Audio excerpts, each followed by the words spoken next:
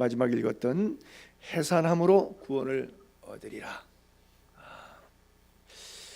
오늘 강해를 쭉 나가다 보니까 이제 이 부분을 강의하게 됐는데 상당히 난해한 구절인데, 이게 문자가 이해하기 어려워서 난해한 게 아니라 현대인의 삶의 구조 속에서 맞지 않는 부분이 많기 때문에 이것을 그대로 따르기가, 성경대로 따르기가 동의가 안 되는 부분 때문에 난해하다 그러는 거지. 사실 우리가 성경이 난해하다고 하는 것은 난해한 건 하나도 없어요. 나에게 곤란한 거죠. 그렇죠? 그렇죠. 말씀대로 가면 문제 없는데 말씀대로 가기는 상황적인 문제가 있는 건데, 그 상황적 문제가 바로 나에게 있기 때문에 이렇게 난해한 문제들이 돌출됩니다. 자, 어쨌든 우리가 이 말씀들을 한번 쭉 이렇게 검토해 보도록 할게요. 제가 이 구절에 대해서 여러 학자들의 뭐 주석이나 뭐 설교나 이런 것들을 쭉 찾았는데 많은 부분들이 이 부분을 손대지 않고 강해를 쭉 해도 이거는 이제 건너뛰더라고요. 예를 들어서 텔레비에서 CTS인가 CBS도 뭐 성서학당 같은 데 있는데 삼일교회 송재근 목사가 강의를 쭉 해요. 근데 쭉 하다가 1장, 2장 하다가 2장 앞에서는 딱 8절까지 딱 끝나고 9절부터는 7절까지만 하고 8절부터는 강의 안 하고 그냥 3장으로 넘어가 버리더라고요. 그래서 내가 이분은 뭐라고 얘기하나 좀 들어볼랬더니 없어요. 강의 2강 그 다음에 3강 넘어가는데 그냥 3장으로 딱 건너뛰어 버렸어요. 그래서 보게 되면 왜냐하면 현대인들에게 이야기 잘못됐다가 목사가 교인들에게 좀 두들겨 맞을 수가 있어요. 그러다 보니까 왜 성경을 그렇게 해석하느냐. 근데 성경에 있으니까 있는 대로 우리가 그대로 비추어서 시대적 상황적, 우리가 성서 고고학을 배우는, 조직 신학을 배우는 이유가 바로 그거거든요. 성경의 난해 구절들을 지금은 난해한데 이것을 시대적 정황으로 2000년 전에 왜 이야기를 했는지, 시대적 정황 속으로 성서 고고학으로 내려가면 그 시대적 배경 속에서 오늘 우리가 배워야 될, 유추해야 될 그런 메시지들이 나오고 있습니다. 자, 먼저 9절과 10절 부분을 같이 보도록 할게요. 자, 아까 8절에서는 이제 남자들 얘기가 쭉 나왔었는데 남자들에게는 분노와 다툼 없이, 각처에서 분노와 다툼 없이 거룩한 손을 들어 기도하기를 힘쓰라. 그리고 또 이와 같이 여자들에게도 단정하게 옷 입고 소박하고 정절하게 자기를 단장해라. 그리고 절대 뭐 다운머리나, 요즘은 다운머리 해도 되는데 그 당시에 시대적 상황 속에서 다운머리가 여기다가 보석을 꼽아놨기 때문에 일부러, 왜 가끔 사극 보게 되면은 중전마마의 머리 올려갖고 거기다 온갖 보석 막 다 뜯죠. 근데 교회 예배하러 왔는데 돈 자랑하느라고 거기다 막 이렇게 하고 오면 공동체에 유익이 안 되겠죠. 그렇죠. 자기가 무슨 상궁이라고 뭐 이래갖고 실쭉셀쭉하는 사람들과 함께 분위기가 이상해질 거 아니에요. 이제 그런 시대적 상황이 거기에 들어가 있는 거예요. 머리 따오면 안 된다 이게 아니고요. 따온 머리와 거기다가 금, 진주 이런 거 막 비녀 끼고, 그 다음에 값진 옷, 뭐 그 당시 말하면 이제 비단이라 그러나요? 뭐 실크 뭐 이런 것만 하지만, 뭐 어떤 목사님도 그런 목사님 있어요. 실크 아니면 울만 입는다고. 왜? 성경에 구약에 보게 되면 합조한 뭐 폴리에스테르 울 이렇게 섞은 거 보통 60대 40으로 섞습니다. 남자들 양복에 이렇게 직조한 거 입지 말라 그래서 성직자는, 실제 레위기 제사장 복장이 검은 옷이 그랬어요. 그래서 히랍 정교회 사제들은 지금 그렇게 입어요. 직조되지 않은 뭐 실크만 입는다든지 울만 입는다든지 뭐 그렇게 입죠. 그렇게 되면 굉장히 비싸지는 것이죠. 뭐 그렇게 주장하는 사람들도 없잖아 있어요. 어쨌든 값진 옷을 하지 말고 오직 선행으로 하기를 원한다. 이것은 하나님 믿는 사람이라면 당연한 거지. 이건 뭐 생각할 것도 없고 설교할 것도 없고 잔소리할 것도 없고 말할 것도 없는, 이 정도는 상식이지 그걸 뭘 말해 가리켜? 이 얘기예요. 오직 선행으로 하기를 원하나 이것이 하나님을 경외한다 하는 자들에게 마땅한 것이니라. 그래요. 굉장히 좀 쉽지 않은 그런 부분일런지 모르겠어요. 자, 여성들에 대해서 한 가지 이렇게 쭉 보면 단정하게 옷을 입거나 소박하게 한다. 정절로서 자기를 단장한다. 옛날식으로 말하면 한국에 교회 올 때 여성들 100년 전에 기독교 전례되면서 어떻게 입죠? 복장 다 똑같아요.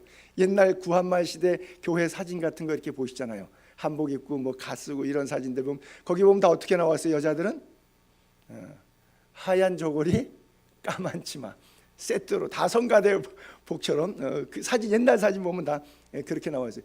그렇게 안 하고 나오면 교회에 나오기가 어려웠어요. 그래 저건 2000년 전 이야기인데 100년 전 한국 기독교 전례 때만 해도 사진 보니까 분위기가 그래서 만약에 다른 복장하고 왔으면 눈에 튀었겠죠. 그리고 어떻게 뭐 좀 지적을 받거나 좀 뭐 그랬을 수도 있겠죠. 옛날에는 이런 것 때문에 뭐 6개월 수찬 정지, 아무개 집사님 옷이 그게 뭐야, 너무 노출이 심했어. 이 남자 성도들 시험 들게 만들었으니까 석 달 수찬 정지. 그래서 성례전 참석 못하게 하기도 하고 뭐 이런 것도 없잖아. 예전에 당회록에는 좀 있죠. 어쨌든 단정하게 옷을 입는다. 단정하다는 말이 옛날 지금 우리 개역 개정판인데 개역 한글판 보게 되면 어떻게 써 있냐면 아담이라고 써 있어요. 아담. 그래서 아담한 옷을 입으며, 아담스럽다는 것은 남자 아담을 얘기하는 게 아니라 어떤 여성스러움의 뉘앙스 있죠. 여성스러움이, 여러분 요즘에는 유니섹스 캐주얼이라 그래갖고 이 여자 옷인지 남자 옷인지 구분이 안 되는 옷들이 있는데 이 현대화의 산물입니다. 사실은 남성은 남성다운 옷이 있고 여성은 여성다운 옷이 있겠죠.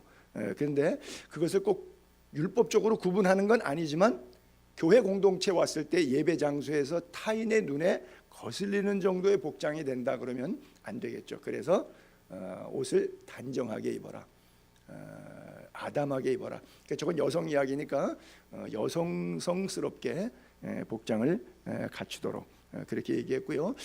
그 다음에 소박하다. 먼저 성경이 저것을 염치라고 했어요. 염치와 정절로 자기를 단장해라. 염치, 우리말에 염치가 없다, 뭐 눈치가 없다, 뭐 이런 표현 쓰죠. 남의 눈을 전혀 의식하지 않고, 다른 말로 하면 무례하다, 그렇게 되겠죠. 그래서 소박하다고 하는 것은 바로 정중하다, 공손하다. 복장 자체에서 보게 되면 깔끔하고 공손한 복장, 정중한 복장이 있겠죠. 그래서 그런 복장을 하라는 것이지, 이 감각적인 자극을 주거나 성적 유혹이 될 수 있는 그런 복장은 소박한 복장이라고 보기 어려운데, 그런 복장으로 교회에 오시는 분들도 젊은 세대 가운데는 보면 덜어 있어요. 그래서 목사님들도 청년 예배, 대형 교회들은 오후 예배 드리는데 다섯 번째 오후 예배는 주로 2시 3시 사이에 드리는데 다 넥타이 풀고 뭐 청바지 입고 티셔츠나 뭐 쉐터 같은 거 딱 걸치고, 목사님들이 일부러 청년들 좋아하라고 그렇게 뭐 다 이렇게 풀어 헤치고 오는데, 그 현대적 감각, 젊은이들의 감각에 맞춘다 그러는데 잘하는 거예요. 그러나 그 맞추는데 도를 넘어가면 안 되는데, 뭐 도가 넘는 선이 어디까지인가 기준은 없어요. 그것 갖고 정죄하거나 율법적으로 지적하면 안 돼요. 그래서 그것이 심한 경우는 제 표현에 심하다는 것을 또 어떻게 받아들일지 모르겠는데, 그분들은 머리까지 염색을 하는데 이쪽 컬러는 이제 노란색을 염색하고 이쪽은 이제 빨간색으로 하고 뒤쪽에는 이제 초록 색깔 염색해서 일부러 꼭 가발 쓴 것 같이 그렇게 하시는 목사님들도 계세요. 아주 센세이션하죠. 그러면 이제 기존 세대는 목사가 강대상에 저렇게 하고 올라가도 될까라고 또 정죄할 수도 있겠죠. 어떻든 그것은 율법적인 정죄지 구원과는 사실은 무관한 거예요. 근데 어디까지가 구원을 구원되게 하기 위해서 자기 절제를 최대한 동원할 것이냐 하는 문제는 숙제로 남아 있는데, 어쨌든 이 초대교회 안에서 지금 여성 문제를 다루는데 제가 쭉 설명하겠지만 왜 이런 이야기가 사도 바울이 하게 됐는지 배경이 있어요. 그게 왜 그러냐면 저게 에베소 교회거든요. 에베소는 크다 에페소의 아데미어 2시간 동안 소리쳤던 세계 7대 불가사의 수수께끼 가운데 하나인 아르테미스 전각이 있었어요. 그 전각의 사제는 전부 여자 사제였었습니다. 제가 예전에도 에페소 강의할 때 사진을 보여드렸는데 그 박물관 사진, 유방이 8개가 석줄로 놔져 있어요. 이게 풍요와 다산을, 여성의 풍요와 다산을 상징하는 신이에요. 아르테미스 신이 풍요의 신이에요. 농경의 신이기도 하고. 그러다 보니까 24개의 유방을 가진 여신상을 세우고 거기에 대한 제복을 입혔다 벗겼다 하고 이 재래지는 모든 과정 속에 여사제들이 그걸 전부 다 집례했어요. 그러니까 힘이 꽤 세잖아요. 오죽하면 크다 에페소의 아데미하고 아데메에 대한 신을 극찬하는 사람들이 25,000명 연극장에 모여서 소란스럽게 해서 온 도시가 다 그런 분위기 속에 있는데, 거기가 이제 으로 환산하는 은 5만어치의 우상제물 다 폐하고 두란노 소원에서 석 달 동안 공부하고 사도 바울이 2년 반 동안 눈물로 가리키면서 개종이 됐어요. 그래서 떠나갔어요. 그리고 후대 2대 목회자로 디모데가 왔어요. 자, 이제 시간이 지났으니까 여사제들이 예수를 믿고 그 사람들이 예수쟁이가 됐어요. 옛날에는 신전이라는데, 근데 이 여자들이 자기 버릇이 있잖아요. 사제복이니까 여제사들은 제사복장이니까 나름 화려하고 현란하고 절대 정절스럽지 않고 소박스럽지 않고 단정스럽지 않은 여신 사제들의 복장들이 있죠. 그러니까 자기가 하던 스타일이 몸에 배잖아요. 사람들은 그렇잖아요. 자기가 뭐 예수 믿기 전과 예수 믿은 이후에 조금 바뀌어도 어떤 부분은 바뀌고 어떤 부분에 있어서 자기 뭐 헤어스타일이나 복장 이러면서 잘 안 바뀌는 부분들이 있다고요. 그러니까 그런 분들이 교회 와서 가리키는데 잘못된 걸 가리키는 거예요. 바른 거를 가리켜야 되는데 뭐 율법적이지만 율법적인 내용에 있어서 복장과 언어와 삶에 있어서 자기들이 과거에 가졌던 우상의 습성에 배워서 그대로 이렇게 섬기다 보니까 교회에서 좀 힘들어지는 거예요. 왜냐하면 이제 근데 또 그 사람들이 또 언권 있고 다 제사장이니까 배운 사람이죠. 그 다음에 또 한따거리 하고 권력도 있고 힘도 있고 돈도 있는 사람이잖아요. 그러니까 초대교회는 다 가난한데 그런 사람들이 딱 들어와서 직견도 있고 돈도 있는 사람들이 복장과 언어의 가르침 속에서 말하기 시작하니까 잘 모르는 사람들은, 순진한 사람들은 다 넘어가는 거예요. 그러다 보니까 그게 맞는가 보다. 그러니까 교회 분위기가 싹 이상해지는 거죠. 전체적으로. 그래서 아하, 이거 안 되겠다. 그래서 디모데에게 바울이 목회 지침을 준 거예요. 여자들에게는 이렇게 설교해줘라, 이렇게 가르쳐줘라. 단정하게 옷 입고 소박하게 옷 입고 정절로 옷 입고 자기 단장을 그렇게 해라. 뭐 따은 머리, 신 제사 드릴 때 하던 그런 복장 같은 거, 거기다가 또 뭐 비녀 건데 뭐 보석 같은 거 막 박아서 화려하게 갖고 앞에 앉았는데 앞 여자의 비녀가 머리가 금으로 막 은으로 막 치장해서 그냥 이상한 거 번쩍번쩍한 옷 입고 앉아 있으면 뒤에서 예배드리는 성도가 앞에 앉은 사람 얼굴 보면 머리 뒤에 비녀 꺼진 거 보면 반짝거리는 거, 거기 시선 다 뺏겨 버리잖아요. 은혜가 영 안 돼. 그래서 이런 거는 교회 올 때는 하지 마라. 그리고 진짜 그 돈 다 모아가지고 구제하고 선교해라. 그렇게 써 있잖아요.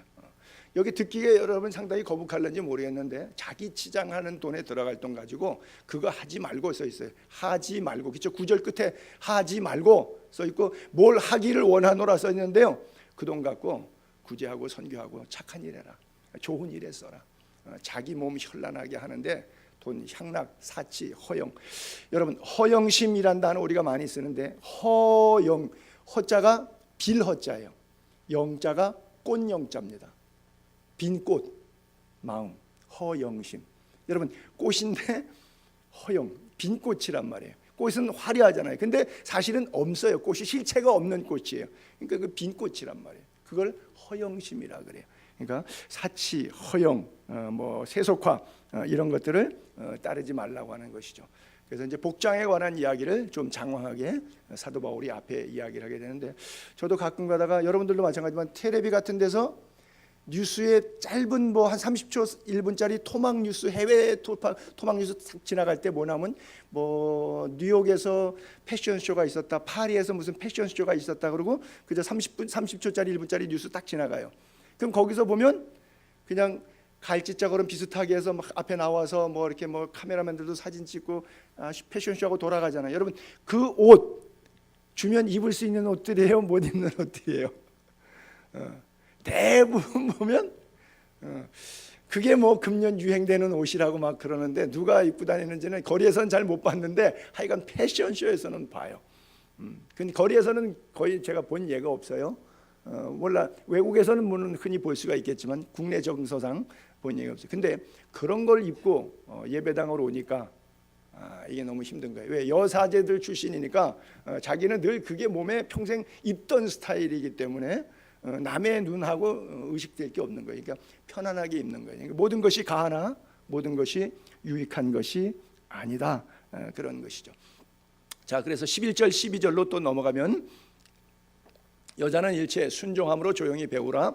여자가 가르치는 것과 남자를 주관하는 것을 허락하지 아니하노니 오직 조용할지니라. 바로 그 배경에서 이게 나왔다는 거예요. 여자가 가리키면 안 된다. 여자는 교회 오면 입 깍 다물고 있어라.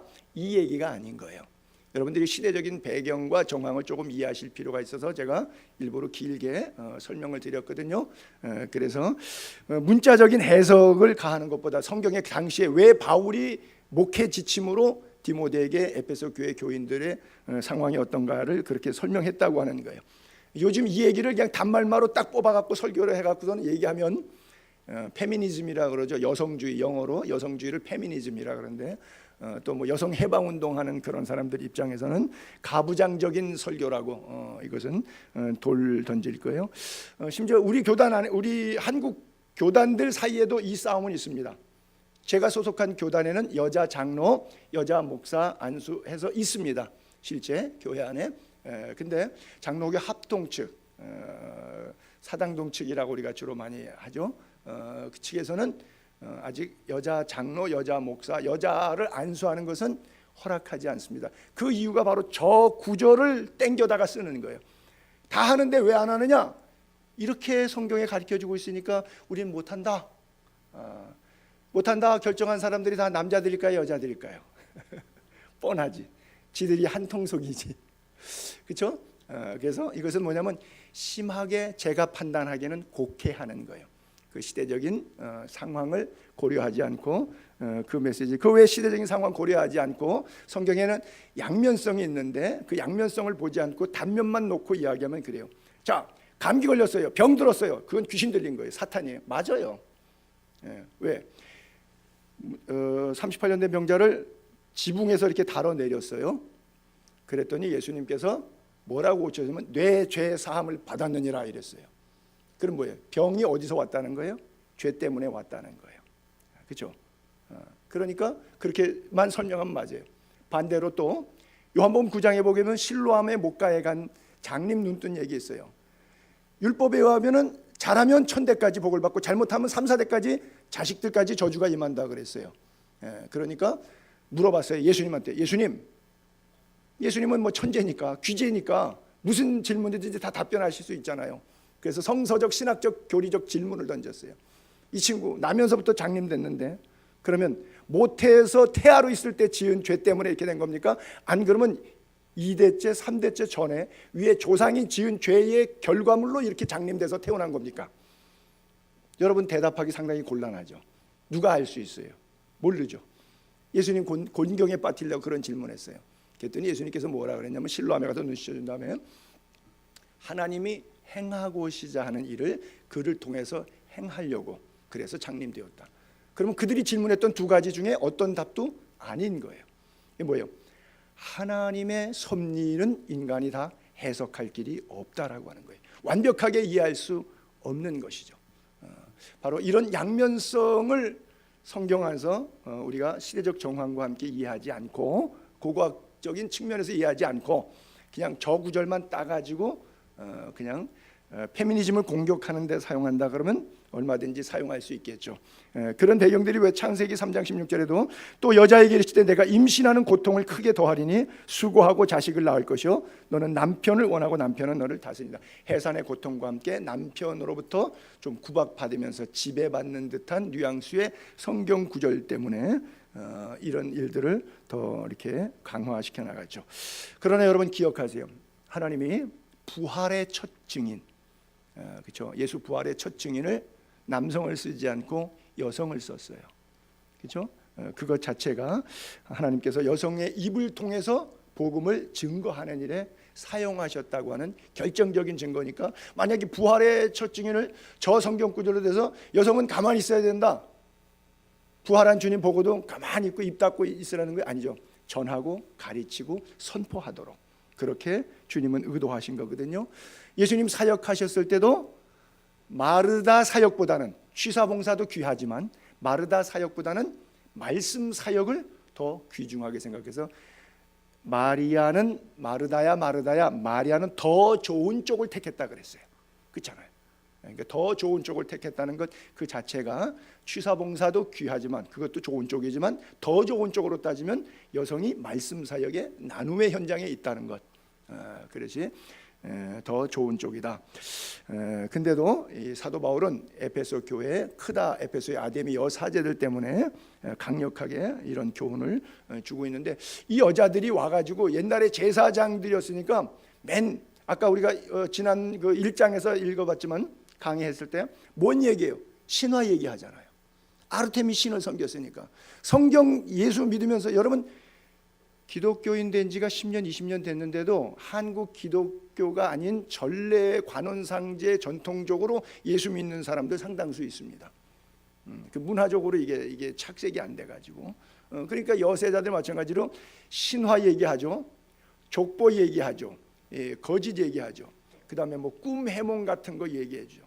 그러면 꿈은 꿨는데 궁금해 죽겠는데 묻잖아요.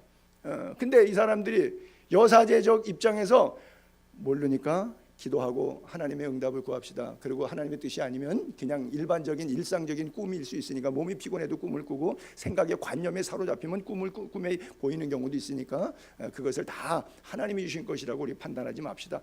이래야 되는데 내가 여사제 출신이잖아요. 그걸 모른다 그러면 안 되잖아요. 창피하잖아요. 그러니까 아는 척을 해야 되니까 결국 하나님이 주신 꿈이 아닌데 아는 척을 했으면 어떤 얘기를 답을 줬어도 그건 틀린 거예요. 100% 틀린 거예요.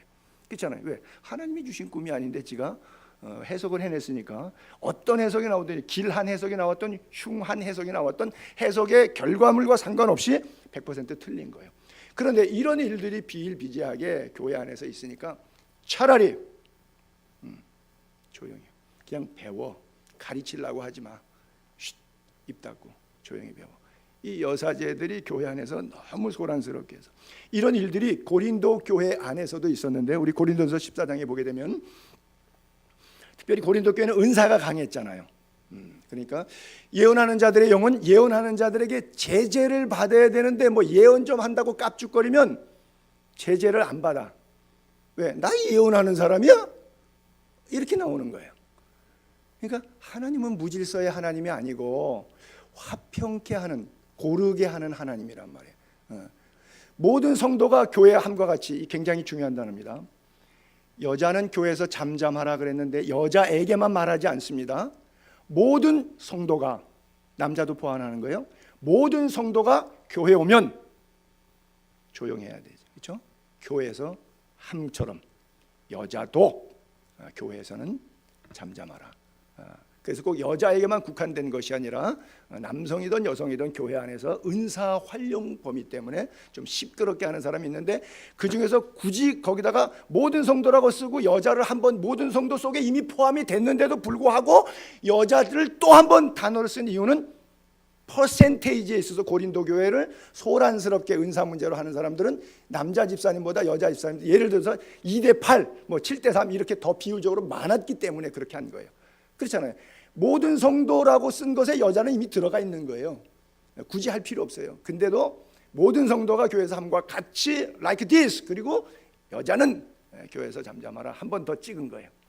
그들에게 말하는 것을 허락함이 없나니 율법에 이런 것 같이 오직 복종하라. 만일 무엇 배우려면 집에서 자기 남편에게 조용히 물어보는 거예요. 교회 가서 시끄럽게 떠들지 말고 남편에게 조용히 집에 가서 물어보는 거예요. 여자가 교회에서 말하는 것은 부끄러운 것이라. 다음 이어서 계속 하나님의 말씀이 너희로부터 난 것이냐. 자기가 뭘 은사를 체험해서 예언한다고 방언한다고 뭘 안다고 자꾸 주절거려요. 하나님이 너무 답답한 거예요. 야, 하나님 말씀이 네 속에서 나왔냐? 내가 준 건데 내가 안 줬는데 왜 딴소리 하는 거야? 이해가 하는 거예요. 응? 하나님 말씀이 너희부터 나온 거 아니잖아. 또는 너만 받았냐? 뭐 은사 받으면 너무 하늘 날 것 같이 기분이 좋으니까 그냥 천하를 다 얻은 것 같단 말이죠. 그러니까 76억의 인구가 있는데 내가 제일인 것 같은 영적 우월감에 순간 빠질 수가 있어요. 그러다 보니까 그 사람이 입을 열면 하나님의 말씀이 아닌데 지 소리 하는 건데, 지 살아온 연륜, 경험, 감정, 지식, 교회 다녔던 흘러온 세월에 굴러먹은 전통, 이런 것들이 얘기가 툭툭 나가는 거 얘기하다가 그러니까 너희에게만 임한 것이 아니고 너희로부터 난 것이 아니다. 조심해라. 이거 차라리 입 닫는 게 낫다. 만일 누구든지 자기를 선지자로 알거나 혹은 뭐 신령한 사람으로 착각하지 말라는 거죠. 선지자나 혹은 신령한 자로 생각하거든 내가 너희에게 편지하는 이 글 명령이다. 주님의 명령이다. 명령이다. 품위 있게 해라. 신앙생활 그렇게 네 감정대로 하지 말고 좀 신앙생활 품위 있게. 그 다음에 교회는 위계 질서가 있어. 목회자가 있고 장로회가 있고 재직회가 있고 사무총회가 있고, 교회는 상회기관부터 하회기관까지 하나님이 세운 권위의 질서가 있어. 그래서 신앙생활 개인적으로는 품위 있게 하고, 교회 공동체 속에서는 전체 질서의 밸런스 균형을 따라서 해라. 이렇게 고린도 교회에 가르쳐 준 것이 있죠. 저렇게 하지 않는 들나귀와 같은, 저는 주로 들나귀라고 하는 단어를 많이 쓰는데, 들나귀와 같이 제재가 불가능한 그런 성도들이 여자 가운데는 좀 많이 있었다. 글쎄, 아무래도 디모데나 바울은 남자니까 목회자적인 입장에서 남자 성도에게 이건 틀렸어요.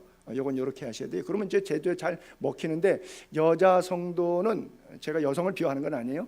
아무래도 좀 이렇게 감정이 다른 각도로 들리는지, 나는 뭐 방언하는데 목사님은 방언도 못하면서 영적인 세계를 모르니까 그렇지, 뭐 이러고서는 탱탱하고 튄단 말이죠. 질서가 거기서는 안 맥히는 거죠.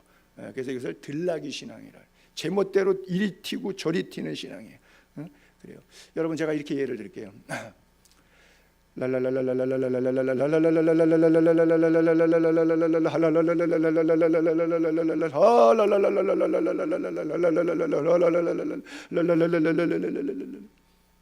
두 시간 기도하고 갔어요. 2시간 기도하고 갔어요. 열심히 기도하고 갔어요. 그게 좋을까요? 어떤 분은 한 10분 15분 앉았는데, 주님 사랑합니다. 주님, 제가 잘못한 게 너무나 많아요. 주님 도와주세요. 많이 힘드네요. 남편이 많이 아파요. 주님 도와주세요. 힘주세요. 자기도 모르게 눈물이 주르륵 흐르면서 마음을 토하고 진정을 토하고, 입에서 소리가 바깥으로 나가지도 않는데 뭐가 마음속에 위로가 되고 감동이 되는지 가슴이 촉촉이 적셔져요. 10분 15분 흘렀어요. 그리고 가셨어요. 주님이 어떤 기도를 들으셨을 것 같아요? 답이 너무 자명하지 않습니까? 근데 이렇게 상식적인 일이 반대로 교회에서 이루어지고 있는 거예요. 이 뭐 말이 안 되는 일들이, 들나귀와 같은 신앙자들이 자기가 왕년에 했던 여사제라고 하는 것 때문에, 내가 왕년에 권사였어, 집사였어, 장로였어, 목사였어, 이 자기가 뭐였다고 하는 것 때문에 신앙의 연조 이런 거가 따라붙어 가지고 도저히 자기가 품이 없고 질서에 따르지 않는 사람이라는 것에 대한 감각이 없는 거예요. 성경에 왜 이렇게 여성 비하가 아닌데도 우리에게 여성 비하와 같은 그런 느낌이 드는 구절이 있는가 하면, 이런 여자들이 초대교회 안에서 특별히 우상이 가득했던 고린도, 음탕 도시 아닙니까? 비너스 제사. 에페소, 크다 에페소의 아르테미에 그냥 풍요의 여신의 유방 24개 있는 여신으로 그래서 떡을 치던 데 아닙니까? 완전히 영적으로 어지럽은. 아테네도 오죽하면 사도 바울이 기도하는데 영적으로 감히하는 이 악신이 아테네 도시 하도 많아서 두루 다니며 너희들 위하는 것 보니까 범사에 종교성이 많다. 굉장히 어떤 영의 역사가 도시를 덮고 있는 것을 사도 바울이 노방전도 나가서 느끼는 거예요. 그런 것처럼 교회 분위기에, 교회임에도 불구하고 들어와 있는 구성원들이 과거에 살았던 삶이 한 가닥 하던 게 이 안에 들어와서 그 습관, 옛사람 옛 구습을 아직 못 벗고 새 사람으로 입지 못하고, 그냥 교회 들어올 때는 가운처럼 입었다가 또 나가서는 벗고 옛사람 살다가 다시 교회 들어올 때는 새 사람 가운 입어서 설교 들을 때는 그런 것 같고, 또 나가면은 전혀 말씀과 상관없이 내 고집대로 내 감정대로 세상 방법대로 정력과 죄악대로 마음껏 살다가 또 이거 반복하다 보니까 그 다음에 저쪽에서 더 재밌는 것들이 많으니까 이게 들어오는 거예요. 이게 뭐예요? 세속화예요. 그래서 교회가 어지럽혀지는데 각자 제 소견에 옳은 대로 행하는 이런 사태가 벌어지는 거예요. 그래서 교회 안에 품이 없고 무질서하게 제멋대로 떠들어대서 공동체를 혼란하게 하는 사람들 때문에, 심지어 교회 안에서 그래갖고 자기가 옳다 그러면 생각이 충돌하는 사람이 있을 거 아니에요. 어떤 사람 똑같은 그런 사람이 있을 거 아니에요. 그러면 서로 옳다고 하다 보면 교회에서 싸움이 나죠. 교회에서 소리 지르고 싸우고. 여러분, 가정집에서도 부모가 있는데 부모 앞에서 자식들이 싸우면 부모가 마음이 어떨까요? 그렇죠? 그렇죠? 막 집어던지고 막 형제 자매들끼리 막 싸우면, 야, 이거 질서가 너무 없는, 그리고 콩가루 집안이라 그러죠. 교회 하나님이 계신 성전 앞에서 자기 감정 막 여사제들끼리 막 서로 충돌해서 맞지도 않는 얘기 가지고 서로 싸우는 것, 이런 일들이 에베소 교회에 많이 있었던 거예요. 여러분, 이건 절대 교회가 여성을 비하하거나 여성의 사역을 부정하는 사건이 전혀 아니에요. 절대 교회에서 무조건 조용히 하라, 이런 뜻이 아니에요. 제가 그것을 역으로 풀어내 볼게요. 사도행전 18장 24절에 보게 되면 알렉산드리아에 사는 아볼로라 하는 유대인이 에페소에 왔습니다. 이 사람은 언변이 좋고 구약 성경에 능통한 사람이었죠. 그가 일찍 주의 도를 배워 열심히 예수에 관한 것에 대해서 about Jesus Christ, 예수에 관해서는 알아요. 근데 예수를 체험하지 못했어요. 만나지 못했어요. 요한의 세례만 알따름이라 그가 회당에서 담대히 말하기를 시작하니까, 브리스길라가 여자 집사죠. 아굴라가 남편 집사예요. 브리스길라가 먼저 나와요. 그렇죠? 아굴라 두 부부가 듣고 자기 집에 데려가요. 그래서 제자 훈련 시켜요. 성경 공부 시켜요. 하나님의 도를 더 정확하게 풀어 이루더라. 그렇죠? 그래갖고 저 아볼로가 고린도로 갈 때, 자기네들이 고린도에서 왔잖아요. 바울과 함께 고린도에서 만나서 18개월 동안 사역하다가 왔잖아요. 그래서 에페소에서 아볼로에게 제자 훈련 시킨 게 이 브리스길라 여집사님이야 시킨 거예요. 제자 훈련을. 교회에서 잠잠하라. 남자애 가리키는 걸 주장한다. 브리스길라는 여자고 아볼로는 남자예요. 여자 집사님이 남자 신학생을 가리킨 거예요. 그리고 목회적 파송까지 고린도로 내보냅니다. 그 엄청난 사역을 바로 브리스길라 여자가 한 거예요. 그렇기 때문에 이것은 사도 시대에 하나님께서 허락하신 그런 성령의 역사들이기 때문에, 그 디도서에도 유사한 가르침들이 있죠. 디도서 2장 1절에 보게 되면 여자들, 늙은 여자 또 젊은 여자를 구분하면서 이런 권면을 줘요. 늙은 여자들에게 부탁합니다. 행실을 거룩하게 하십시오. 그리고 누구 모함하지 마세요. 인생 좀 살아봤다고 다 안다고 함부로 입 열어서 이 사람은 이렇고 저 사람은 저렇고 세상 다 산 것처럼 함부로 사람 평단하지 마십시오. 모함하지 말고. 그 다음에 나이가 먹으면 술을 좀 하는 분들이 있었나 봐요. 초대교회 그냥 한잔 홀짝 전화할 정도 되면 이제 남편도 이제 돌아가시고 뭐 혼자 힘들고 외롭고 자식도 속색이고 그러니까 냉장고에다 사다 놓고 한잔 홀짝홀짝 드시는 분들도 아마 교회 안에 계신 것 같아요. 절대 그건 종된다. 주의 종 돼야지 수의 종 되면 되겠냐. 술 마시지 말라. 그리고 선한 것을 가르치는 자들이 되라. 이게 뭐예요? 가르치라는 거예요. 입을 열내는 거예요. 조용하라는 게 아니라 떠드는 것에 있어서 비진리 때문에 교회 어지럽히는 데는 입 닫고 함구하라는 말이지만, 선한 것은 이야기를 해주라는 거예요. 뭐가 옳고 그름인지는 가르쳐 주라는 거예요. 왜? 나이 먹고 신앙생활 했으니까 이제 알잖아요. 그러니까 쓸데없이 모함하는 것으로 늙은 시간을 보내지 말고 늙은 이의 남은 시간들을 선한 일이 뭔지를 젊은 세대들, 경험이 없는 세대들에게 살아보니까 이게 하나님의 뜻인 것 같아. 난 잘못 살았어. 그리고 바른 걸 가르쳐 주란 말이에요. 그 굴절된 정보 자꾸 전달하지 말고, 그리고 그것을 거꾸로 받은 젊은 여자들에게 교훈합니다. 남편과 자녀를 사랑하는, 가정 팽개치고 제멋대로 돌아다니고 뭐 이런 거 하면 데려다가 아무개 집사, 인생 그렇게 사는 게 아니야. 하나님이 우리를 여성으로 지으셨을 때 가정 질서 안에서 이런 일들을 하도록 만드셨어. 그렇기 때문에 남편은 보이는 하나님이야. 자녀는 여호와의 주신 기업이야. 이건 다 축복의 통로고 내가 잘 되는 길이야. 그리고 잘 선한 것을 가르쳐서 남편 자녀를 사랑하게 만들어줘야지. 아이고 이놈의 집구석, 내가 남편 잘못 만나고 저놈의 새끼는 왜 이렇게 속을 새기나, 이러고 그냥 남편 미움과 자녀 미움에 대해서 이러지 말도록 가르치려는 거예요. 그리고 신중하고 순전하고 집안일하고 선하고 남편에게 복종하도록 잘 권면해 주라. 왜? 그래야 하나님의 말씀이 비방을 받지 않는다.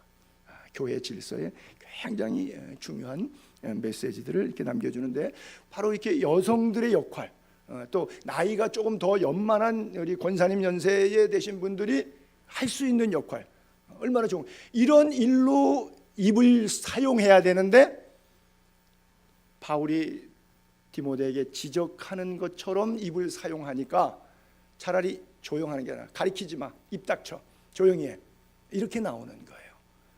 그럼 무조건 그 구절만 따갖고 절대 입 열지 마, 이게 아니라는 걸 여러분들이 분명히 오늘 본문에서 좀 캐치할 수 있게 되기를 바랍니다. 여러분, 빌립보 교회는 누가 세웠어요? 루디아 여자가 세웠잖아요. 루디아, 베레아 가니까 많은 귀족들이, 귀부인들이 사도 바울의 강단을 만들고서는 그들이 섬겼잖아요. 겐그리아 교회는 베베 집사가 누구예요? 여자 집사 아닙니까? 겐그리아 교회 베베 집사가 세운 거 아니에요. 골로새에 가게 되면 그 빌레몬이 세웠는데 부인 아키뽀라고 하는 부인 이름이 나오죠. 아키뽀, 자매 아키뽀. 그래서 그 자매가 부부가 함께 프리스길라와 아굴라처럼 빌레몬과 아키뽀 부부가 골로새 교회를 세우고 그의 가정에서부터 하나님의 말씀 사역을 쭉 가리켰던 거예요. 자, 마지막 토막에 13절, 14절, 15절을 같이 묶어서 볼게요. 왜 그럼 그렇게 말씀했느냐? 오해가 될 수 있는 소지가 있으면 여자들에게 조용히 하라라고 하는 이야기를 한 이유가 뭐냐라고 하는 것이죠. 왜냐하면 창조의 원리로 재해석을 하고 있어요, 지금 사도 바울은. 그 이유를 설명을, 창조의 질서, 창조의 원리로 그 이유를, 과정을 설명을 하고 있어요. 이는, 그렇죠? Because, 왜냐하면, 왜 그렇게 했냐, 그 설명을, 아담이 먼저 지음받고 창조의 시간적 차이에 있어서 질서는 하나님이 그렇게 하신 거죠. 우리가 뭐 항변할 수 있죠. 아담이 먼저 지음을 받았기 때문에 순서에 있어서.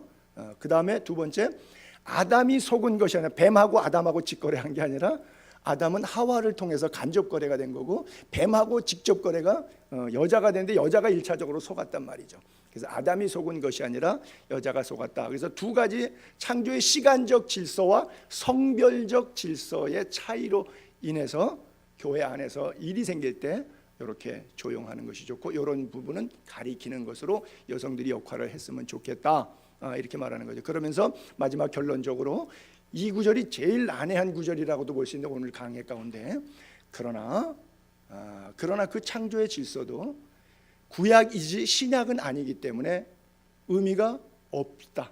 그리고 그것을 의미를 재해석해서 살려줄 수 있는 것은, 방법은, 즉 살리는 거죠. 죽이는, 율법은 죽이는 거고, 너 죄졌어, 살인죄, 간음죄, 그럼 죽어야 돼, 이게 율법은 죽이는 거고, 은혜는, 십자가는 살려주는 거죠. 죽을 수밖에 없는 존재임에도 불구하고 살려주는 게 은혜죠. 신학적으로 은혜의 십자가 앞에서 어떻게 되는 거냐? 여자들이 만일 정숙함으로, 정숙이가 누구 이름은 아니에요. 정숙함으로 믿음과 사랑과 거룩함에 거하면 그의 해산함으로 구원을 얻으리라. 그래서 제가 일부러 정숙함, 거룩함, 해산함, 구원 얻는 일에 있어서, 물론 마지막 그 해산을 통한 구원을 성경에 이야기하고 있죠. 자, 갈라디아서 3장 28절 한번 볼게요. 너희는 유대인이나 헬라인이나 종이나 자유인이나 남자나 여자나 다 그리스도 예수 안에서 하나. 이게 금방 창조의 질서를 신약적으로, 신약이 와서 다시 각색해 준 거죠. 자, 똑같은 이야기가 이 고린도전서 11장에 남자가 여자에게서 난 것이 아니요 여자가 남자에게서 났다. 출생의 시기적인 차이에 대한 순위를 얘기하고요. 그 다음에 창조의 목적이 9절에 남자가 여자를 위하여 지음을 받지 않고 여자가 남자의 돕는 배필이 되라고, 여자가 남자를 위하여 돕는 배필 되라고 지음을 받은 것이다. 역할 기능이 그렇게 창조는 되었다 하는 것이죠. 그러나, 그래서 또 창조 이야기하면서 그러나 이걸 또 희석시켜요. 그러나 구약에는 그렇지만 신약에는 그 뜻이에요. 그러나 하는 것은 앞에 문장을 뒤에 문장으로 뒤집는 접속사죠. 그렇죠? 그러나 주 안에서는, 예수 안에 들어왔다면, 이제 신약 안에서는, 예수 그리스도 십자가 안에서는, 주 안에서는 남자 없이 여자만 있지 않고 여자 없이 남자만 있지 않다. 또 여자가 남자에서 태어났듯이 남자도 여자라 말미암아 태어나게 되는 것이다. 그렇기 때문에 모든 것은 하나님으로부터 나왔다. 그래서 주 안에서는 분명히 평등한 가치로 우리에게 얘기하고 있어요. 그래서 아까 그 구절 때문에 여성의 안수라든지 여성의 장로, 목사 뭐 이런 모든 것에 대해서 그 구절 하나만 딸랑 띄어가지고 전체적인 성경의 맥락에 하나님의 평등하게 열어놓으심과 구약적인 율법을 얘기했지만 그 율법은 나중에 풀어주거든요, 사도 바울이. 근데 뒤에 풀어준 거는 이 얘기 안 하고 앞에 맥힌 부분만 딸랑 떼가지고 성경을 이야기하게 되면 말할 수 없는 오해가 되는데, 왜 이렇게 엄청난 교단에서도 이렇게 하느냐? 그건 제 개인적인 생각이에요. 절대 틀린 것일 가능성이 많지만 다 남자들이 회의를 해서 그래요. 거기 여자들이 꼈으면 이 회의가 조금 달라졌을 텐데 그래요. 어쨌든 정숙함, 거룩함, 이 해산함을 통해서 우리가 우리 정숙하다고 할 때 우리 현숙한 여인을 얘기할 때 잠언 31장 주로 많이 보죠. 잠언 31장 마지막 2절 30절하고 31절 보면 고운 것 거짓되고 아름다운 것 헛되 근데 오직 여호와를 경외하는 여자는 칭찬 그리고 그 손의 열매가 그에게 자기에게 복이 돼. 그가 행한 대로 선을 행했죠. 그렇죠? 선을 행하라.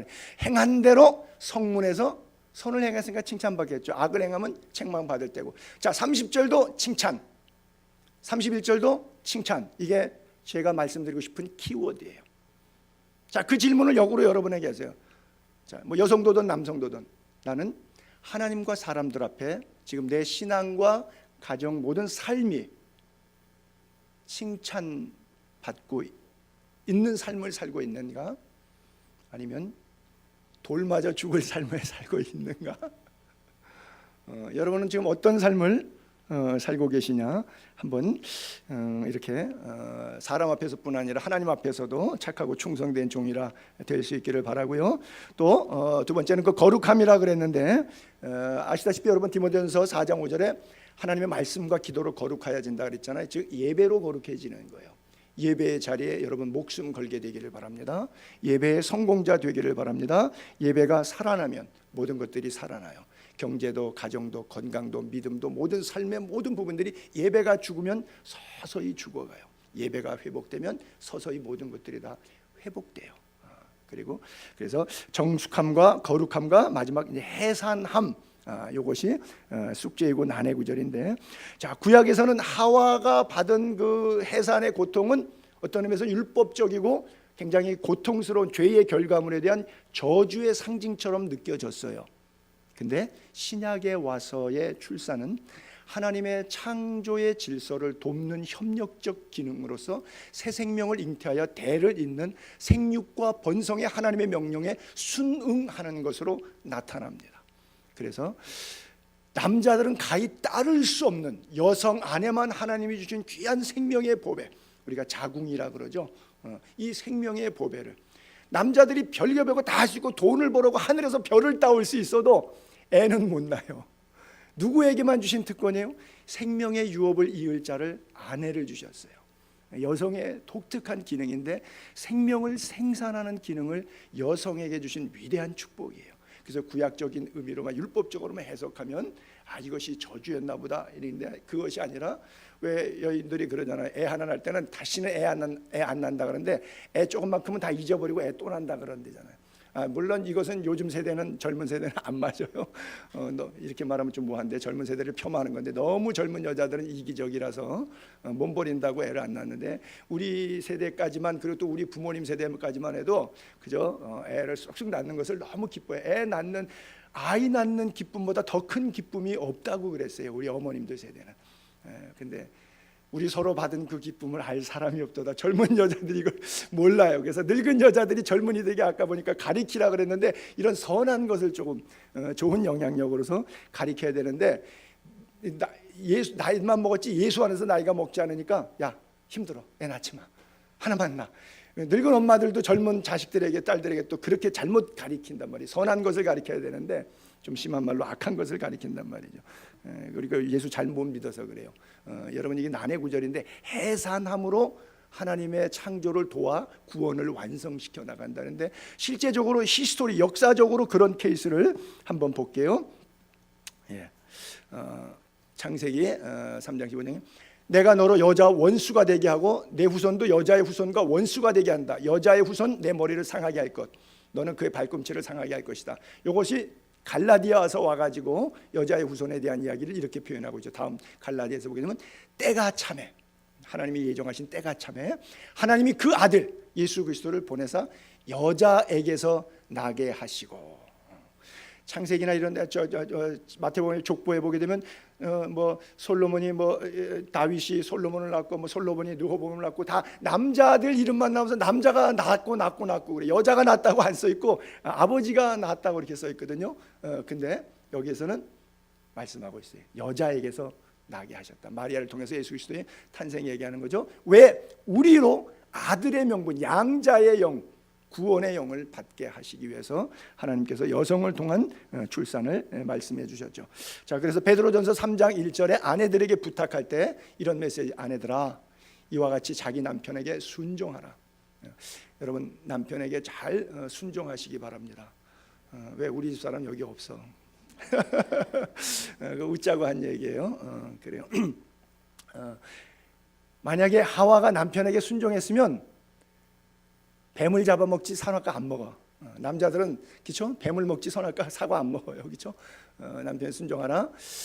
혹 말씀 순종하지 않는 자라도 불신자라고 해도 그 아내가 예수 믿는 게 너무 이쁘면 아내의 행실로 말미암아 나도 예수 믿을게. 나도 너 교회 나가줄게. 구원을 받게 하려 함이라. 너희의 두려워하며 정결한 행실, 위에도 아내의 행실, 밑에도 정결한 행실, 빨간 글자. 3절 너희 단장은 머리를 꾸미되 금차고 아름다운 옷 입는 외모, 이런 게 아니고 중요한 게 아니라 속사람, 마음에 숨은 사람, 이것을 속사람이라 그러죠. 겉사람이 아니라 속사람, 마음에 숨은 사람, 속사람. 그리고 썩지 아니할 것, 그렇죠? 영원한 것. 그렇죠? 금은 보화 이런 건 다 썩는 것들이에요. 다 죽으면 내 손에 가져가지 못하는 거예요. 근데 죽어도 가져가는 거 있어요. 뭐 선한 행실, 하나님 앞에 보고거리로 다 가져가는 거예요. 선한 행실들은. 그래서 썩지 아니할 것으로 하라. 디모데서는 선행으로 하라. 그런 말씀을 했죠. 그래요. 자, 결론적으로 말씀을 맺으면서 여러분 그 룻기서가 4장 13절을 좀 패스했는데 한 구절만 여기를 좀 볼게요. 보아스가 룻을 맞이해서 아내를 삼죠. 그에게 들어갔더니 여호와께서 그에게 임신하게 해서 아들을 낳았어요. 그랬더니 시어머니 이제 나오미가 봤죠. 그러면서 이는 내 생명의 회복자다. 그리고 내 노년의 복량자다. 곧 너를 사랑하며 7 아들보다 귀한 내 며느리가 낳은 자다. 그리고 나오미에게 아들이 태어났다 하는 뜻으로 이름을 오벳, 나오미에게 아들 태어났다, 등남했다, 오벳 이렇게 했고, 오벳은 이새의 아버지고 이새는 또 다윗의 아버지고, 그래서 마태복음 1장 1절은 아브라함과 다윗 자손 예수 그리스도의 세계라 그렇잖아요. 그래서 해산을 통해서 하나님께서 또 다윗의 자손 예수 그리스도를 주신 것처럼 예수 그리스도가 오신 이유는 뭐예요? 구원이죠. 예수란 뜻은 구원이라 그랬죠. 그래서 해산함을 통해서 구원하신다. 바로 여인의 생명의 가치, 생명을 담은 이 거룩한 자궁을 통해서 우리의 믿음의 정결함을 완성하는, 구원하는 겁니다. 모쪼록 사랑하는 성도님들, 교회 안에서의 여성의 지위와 역할, 동전의 양면과 같은 그런 거죠. 이거 불가분리, 뗄래야 뗄 수 없어요. 그걸 어차피 붙어가는 거라면 어느 쪽 여성도가 되고 싶습니까? 그렇죠? 골치 아픈 쪽이 되고 싶으세요? 안 그러면 뭐 선한 쪽이 되고 싶으세요? 어차피 붙어가는 길이라면 이왕이면 엎어질 때 악으로 엎어지지 말고 선한 일에 힘쓰는 그런 귀한 종들, 그리고 저와 우리 여성도들 또 뿐만 아니라 뭐 남성도 마찬가지지만 마지막 때까지 하나님의 영광을 위해서 거룩하고 멋지게 쓰임 받기를 주 이름으로 축복합니다. 기도하겠습니다.